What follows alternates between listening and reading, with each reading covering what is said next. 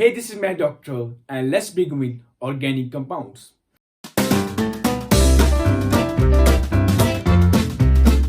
The compounds of carbon are known as organic compounds. Apart from carbon, most of the organic compounds contain hydrogen and many other contains oxygen or other elements. So most of the organic compounds are hydrocarbons and their derivatives. Some of the examples of organic compounds are methane, ethane, ethene, ethine, and trichloromethane, and ethanoic acid, ethanol, and ethanol, and also urea.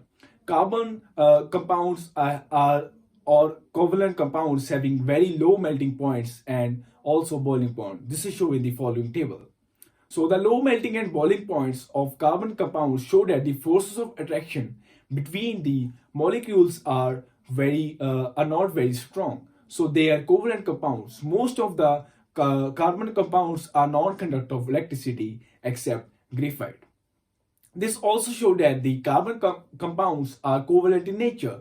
They do not contain ions.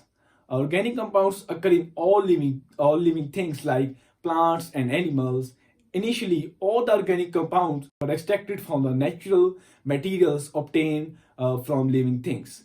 It was therefore thought that organic compounds could only be formed within a living body, and as a vital force which creates living things was necessary for their production, for their preparation of the organic compounds. This vital force theory was disproved by a scientist, Friedrich Scholler, in the year 1828 as follows. He takes urea as an organic compound which was thought to be made up of only inside the body of living beings, and Scholler prepared the organic compound urea in the laboratory from the inorganic compound known as ammonium cyanate. So this led to the rejection of the vital force theory for the synthesis of organic compounds.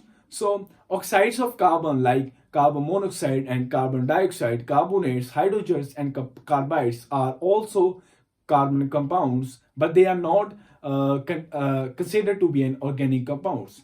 So this is because their properties are not similar as some of those of their common organic compounds. The study of carbon compounds is called the organic chemistry. The study of oxides of the carbon like carbides, hydrocarbonates, and carbonates are organic compounds which are studied in inorganic chemistry. So that's the whole idea about the organic compounds. I hope you enjoy my lecture. So see you in the next video. Share the hashtag Mathdoctor. Thank you all of you.